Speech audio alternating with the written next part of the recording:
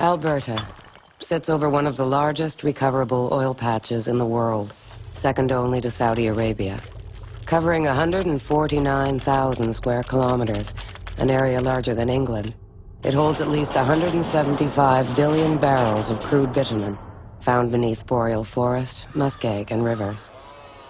To access the sandy tar-like substance, the land referred to by the industry as overburden is removed and saved for future reclamations. Cranes and 400-ton trucks haul the bitumen off to extraction plants where, in order to separate the sand from the bitumen, it is mixed with large amounts of fresh water heated by natural gas.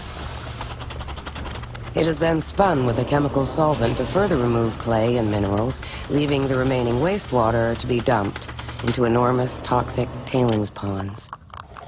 The siphoned-off bitumen is then sent into pipelines to be processed into crude oil throughout North America. I've had a message to all of you today here is tar sands oil is unethical. In order to get tar sands oil, you have to destroy the earth. You have to destroy the earth to get tar sands oil.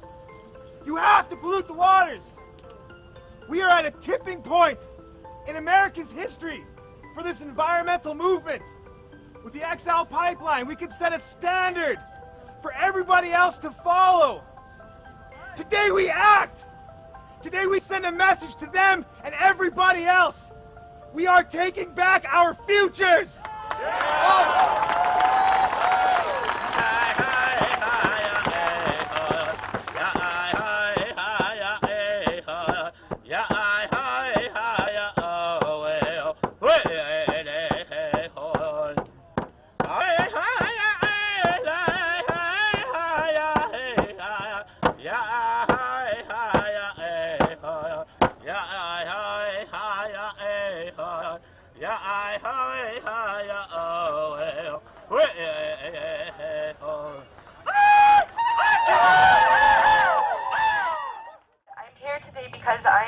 Come from an impacted community. I'm from North Dakota, where we originally had a proposed oil refinery to bring tar sands oil down to our refinery, to our reservation, refine it there, send the energy out somewhere else, using lots and lots of water and things of that nature. Now we still have a proposed refinery, but they just want to use hydraulic fracturing instead. And it's just crazy, all these methods, oil, gas, coal, and with oil in particular, it's something that's finite. It's gonna run out. The fact that we're even in the tar sands shows us that we're doing all these unconventional methods because the easy stuff to get to is gone. We're desalinating water in California and in Florida, and yet we're talking about running a pipeline through the Oglala Aquifer, which is the largest fresh water source that we have. It's insane and criminal that they're even thinking about doing something like this through the heartlands of the United States. And they're doing it in Canada. They're taking all of these things. It looks like a moonscape up there now. I have a friend that came to North Dakota to visit me, and she couldn't be here today because she has cancer. And she's from Fort McMurray, and she's so sick from her treatments, she couldn't make the trip here today. I'm a cancer survivor. All my friends, everybody I know, I have a friend whose 2 children aren't going to know their mom because she's in the ground, because she had cancer. My mom's friend, 48 years old, cancer.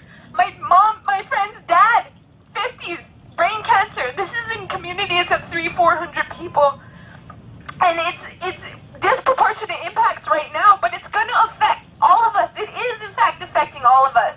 We're talking about using freshwater systems for something so energy intensive and so backwards that it just doesn't make any sense. And if President Obama would just listen to what's in his heart and not to the corporations, Barack, you would know what to do. Your heart tells you. Look at your little girls.